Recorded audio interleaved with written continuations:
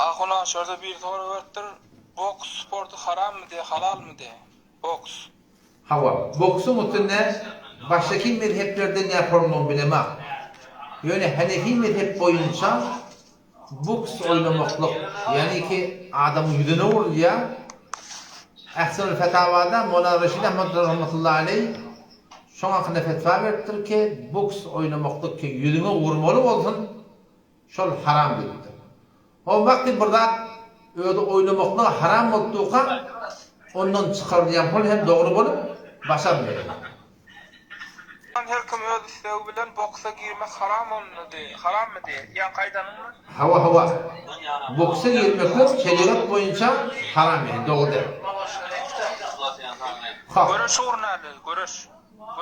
Görüşün ayıbı yok. Görüşün ayıbı yok. Ve de boksun haramlığı var. Tekvando var. Karate var. Jet kando var. Muhtelif oyunlar var. Wushu var. Onlara ayıbı yok diye. Boks doğru diye. Ne bileyim şun Peygamber Aleyhisselam yüze vurmaklıktan kaytarıptır. Oğlum şun da yüzüne vurmalı ya. Mağaran da yüzüne vurma deyiptir.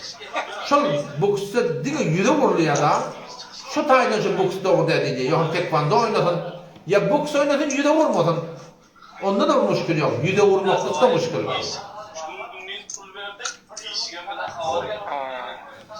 Söz.